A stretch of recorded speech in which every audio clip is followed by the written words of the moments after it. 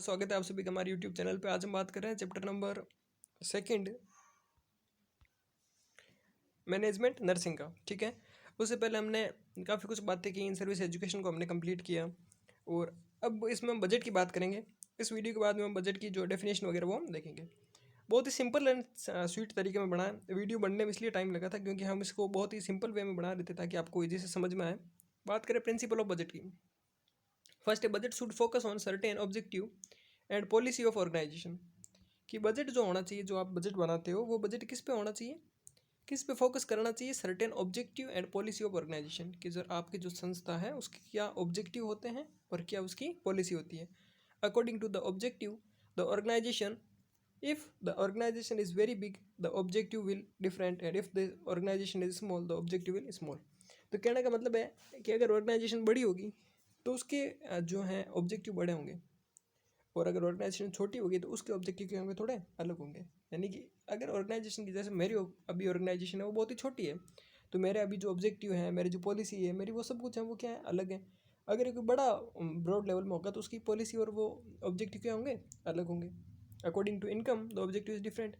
और अगर किसी ऑर्गेनाइजेशन की इनकम के आधार पे भी जो है वो डिफरेंट डिफरेंट होते हैं। So before preparing the budget we should take care about objective of the institution. तो बजट प्लान करने से पहले हमें ये ध्यान रखना चाहिए कि हमारे जो इंस्टीट्यूशन है उसके क्या क्या ऑब्जेक्टिव्स हैं। ठीक है, सेकेंड पॉइंट है कि the budget should have fixed time period. कि जो भी कोई बजट बन रहा है उसका फिक्स्ड टाइम पीरियड होना चाहिए। ऐसा तो है नहीं कि बजट 4 दिन में बन जाएगा, 5 दिन में बन जाएगा, 6 दिन में बन जाएगा। इसके लिए कुछ टाइम भी लग सकता है। There should be a time period for the budget. Budget के लिए टाइम पीरियड लगता है। बजट बनाने में मान लो 10 दिन भी लग सकते हैं, 15 दिन, 20 दिन, 2 महीना, 5 महीना, 1 साल भी लग सकता है। ठीक है, तो ऐसा नहीं होना चाहिए कि आप हड़बड़ी में कुछ भी बना दो। ऐसा नहीं होना चाहिए, टाइम पूरा दे करके आपको बनाना होता है। जैसे हमारा गवर्नमेंट का जो बजट है अभी अभी थोड़ा दिनों पहले आया था, वो 1 साल लगता, वो हर साल बजट पास होता है, हर ईयर टू ईयर होता है, और उसको बनने में भी कुछ ना कुछ टाइम लगता है। कितना, एक पूरा साल लगता है उस बजट को बनाने में। ठीक है, इसलिए हम उसे क्या बोलते हैं, ईयरली बजट। थर्ड प्रिंसिपल है बेटा कि budget should be prepare under the direct and supervision. कि जो डायरेक्शन एंड सुपरविजन, कि जो आप बजट बना रहे हो वो आपको अपनी मर्जी से नहीं बनाना होता है। The budget should be prepare under guidance only from the expert. आपको एक्सपर्ट की मदद लेनी पड़ेगी। ये ओनली फ्रॉम द एक्सपर्ट, अगर आप ओनली काट दोगे तो भी चल जाएगा। ठीक है, क्योंकि एक्सपर्ट के साथ साथ जो उस फील्ड में जानकार है, इकोनॉमिकल है, जो जिन्होंने जो कहते हैं इकोनॉमिस्ट है, अर्थशास्त्री है, बड़े बड़े, हमें तो पता ही नहीं होता भैया, तो उन सब की हेल्प लेकर के बजट बनाया जाता है।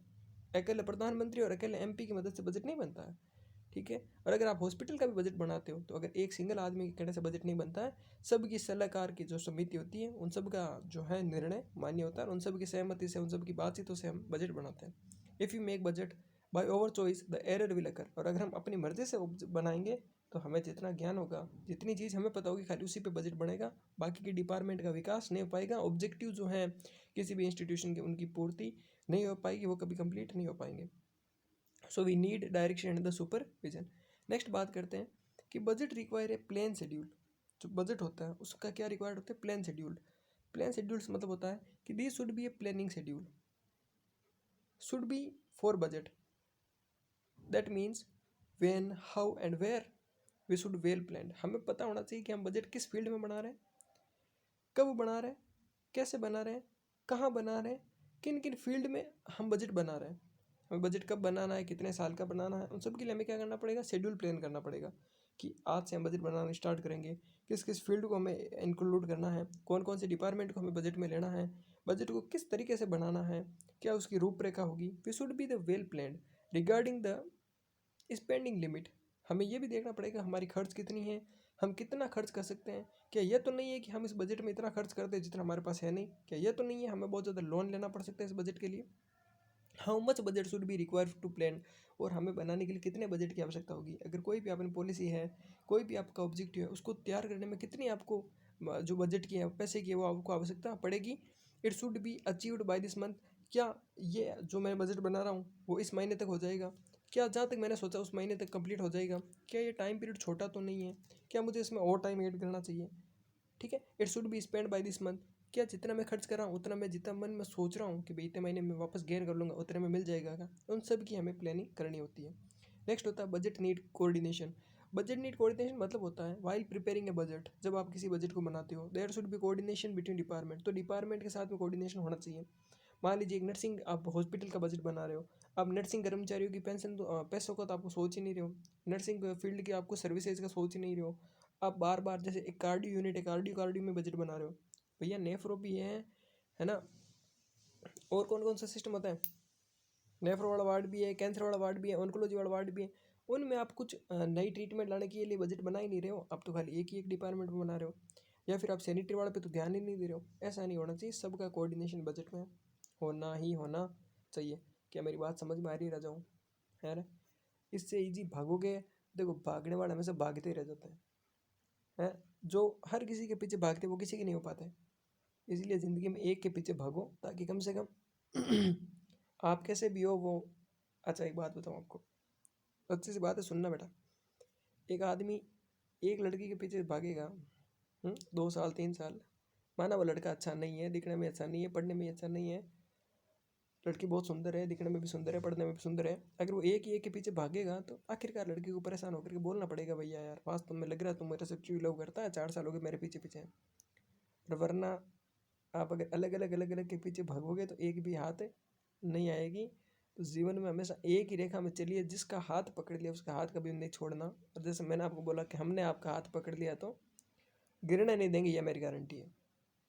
कोऑपरेट करके चलिए साथ साथ में।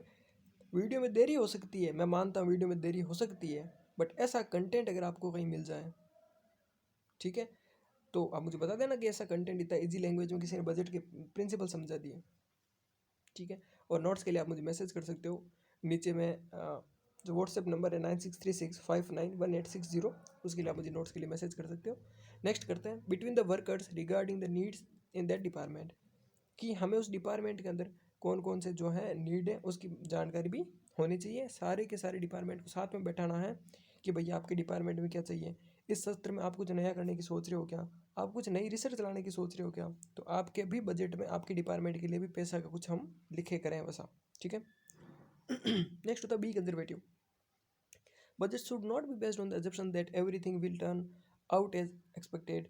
Make the budget by tending to underestimate the income and overestimate the expenses. आप ऐसा नहीं, आपको कंजर्वेटिव रहना पड़ेगा।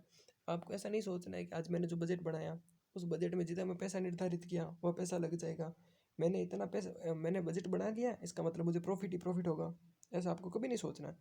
आपने सोचा कि मैंने भैया 5,000 मंगवा लिए इस बार, कुछ जैसे कोई सामान है 5,000 का बजट बना लिया कि 5,000 रुपये के, मान लीजिए मैं कुछ भी, आप जैसे छोटा आपका शॉप है तो आपने कुछ भी चीज़ मंगा ली और आप सोच रहे हो कि मैं इनसे इतना ज़्यादा प्रॉफिट एक साथ कमा लूँगा, आपको ये कभी नहीं सोचना है। आपको ये नहीं सोचना है कि जैसा आपने बजट बनाया जो आपने सोचा उसी इच्छा के अनुसार काम होगा। आपको ये सोचना है make the budget by tending to underestimate, आपको अंडर एस्टिमेट द इनकम, आपको ये सोचना है कि मेरी इनकम कम है और मेरे खर्चे क्या हैं, ज़्यादा हैं। ये सोच करके आपको बजट को बनाना है कि मेरी इनकम तो कम है मेरे खर्चे ज़्यादा हैं। ये अगर आप ये सोच के बनाओगे तो आपका बजट क्या सही बनेगा।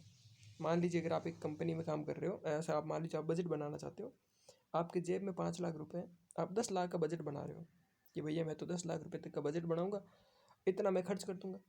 तो अब बताओ 5 लाख रुपए आपको कहीं से उधार लेके आने पड़ेंगे, आप कहीं से उधार लेके आए, अब क्या भरोसा कि आपने सोचा कि भाई मैं 5 लाख का माल लेके आ जाऊंगा और 2 महीने में इसका 15 लाख कर लूंगा, क्या भरोसा आपने जो सोचा वो हो। अगर नहीं होता है तो आपके जेब से तो पैसे चले गए 5 लाख, अब आप उन 5 लाख का ब्याज चुकाते चुकाते वही हो जाओ जो स्थिति हो जाएगी आपकी, है ना। तो आपको हमेशा ये सोचना make the budget by tending to underestimate the income and overestimate the expenses. आपको ये सोचना मेरे एक्सपेंसेस बहुत ज़्यादा हैं और मेरे इनकम इनकम को आपको अंडर एस्टिमेट करना है, और आपको एक्सपेंसेस को आपको ओवर एस्टिमेट करना है। क्या राजा समझ में आई कि नहीं आई रही है, समझ में आ रही है आपको। नेक्स्ट देखो excellence in document. It is very important that expert of a budget try to produce document that can be real and understood by everyone. आप अगर कुछ भी बजट बनाते हो, आप अपनी कंपनी का, अपने हॉस्पिटल का, किसी का भी बजट बनाते हो, आपको उस बजट को लिखना पड़ेगा किसी डॉक्यूमेंट के अंदर। उसे डॉक्यूमेंट में ना कहते हैं ना क्रमबद्ध, पंक्तिबद्ध, पेपरबद्ध, है ना, कागज़ में आपको लिखना पड़ेगा ताकि हर कोई उसे समझ सके, और इस भाषा में लिखना पड़ेगा ताकि हर कोई उसे पढ़ सके। तो बजट आपका ऐसा होना चाहिए जो हर कोई समझ सके, और बजट होना चाहिए रियल, रियल होना चाहिए। अंडरस्टैंडेबल होना चाहिए ताकि कोई ना कोई उसको सब के सब समझ सके। नेक्स्ट है set a budget target with adequate check and balance. आपको अपने बैलेंस को देख करके, आपको अपनी इनकम को देख करके बजट को टारगेट करना होता है, बजट को बनाना होता है। तो इसके अंदर आप जो मैंने ब्लैक पेन से लिखे इसके अंदर आप अपने मन से लिख सकते हो कि भैया हमें अपने जो है बैलेंस को, बैंक बैलेंस को देख करके बजट बनाना चाहिए कि अपनी क्या इतनी कैपेसिटी है या नहीं है, अपनी इतनी हैसियत है या नहीं है कि जितना हम बजट सोच रहे हैं उतना हम लगा पाएँ। नेक्स्ट पॉइंट है कि involve the review of the performance of the previous year. और आप बजट बना रहे हो, कोई नहीं, बिल्कुल बजट बनाओ। बजट बनाते टाइम आप ये ध्यान रखना कि जो मेरा पिछला बजट था उसका रिव्यू क्या रहा, क्या मैंने जो पिछले साल बजट बनाया वो सक्सेस रहा, उसमें मुझे फ़ायदा हुआ, घाटा लगा, घाटा लगा तो किस क्षेत्र में घाटा लगा, ये सोच समझ करके बनाना जरूरी होता है। Next have the programme active plan in advance. आपको ये भी ध्यान रखना पड़ेगा कि मैं बजट तो बना रहा हूँ कोई नहीं, पर आगे मैं अगर कुछ प्रोग्राम या कुछ एक्टिविटीज़ करूँगा तो क्या मैं इनका बजट भी इसमें शामिल कर रहा हूँ या नहीं कर रहा हूँ। हैव द प्रोग्राम्स कि अगर मैं कुछ प्रोग्राम्स चलाऊँगा, ठीक है, कुछ एक्टिविटीज़ अगर मैं चलाऊँगा तो उनका भी पैसा आपको इसके अंदर लिखना होता है, उनका भी पैसा आपको एडवांस में जोड़ना होता है। भाई क्या पता चले आपको कुछ प्रोग्राम चलाना भी पड़ जाए, है आपके ऊपर आ भी जाए कि भाई आपको तो 2-3 सेमिनार करने ही पड़ेंगे। आपने बजट तो बना दिया, आपको फिर तो आपको वो भी एडवांस में सोचने पड़ते हैं। Ensure the effective use of resources various department. आपको ये भी देखना पड़ेगा कि किस किस डिपार्टमेंट में किस किस रिसोर्सेज की, किस किस संसाधन की, किस मशीनों की, किस चीज़ की आवश्यकता है, क्या फ्यूचर में उनकी ज़रूरत बढ़ सकती है क्या। जैसे अभी कोविड के बाद में जो भी बजट बने हुए होंगे तो आप भी सोचो उसमें क्या हुआ होगा, वेंटिलेटर एक्स्ट्रा ऐड हुए होंगे, बेड कैपेसिटी एक्स्ट्रा बनी होगी, हर कोई ड्रग्स एक्स्ट्रा मंगवाई गई होगी। क्यों? क्योंकि उन्होंने प्रीवियस ईयर के बजट को देखा, उसमें उन्हें पता चला कि भाई हमारे पास जो इफेक्टिव रिसोर्सेज थे, जो दवाइयाँ थी, जो इक्विपमेंट थे, वो सब कम पड़ गए। तो उन्होंने क्या किया, इस बार एक्स्ट्रा मंगवाया ही होगा, ये तो फिक्स है ना भाई। अब कहाँ दिक्कत आती है क्या, वो आपके ऑटो सिलेंडर की कहीं दिक्कत आती है, नहीं आती है। नेक्स्ट होता है last delegate duties and responsible executing budget. और जो बजट को खर्च करेगा, जो डिपार्टमेंट बजट को लगाएगा, उसको आपको ड्यूटीज़ और रेस्पॉन्सिबिलिटी देनी पड़ेगी।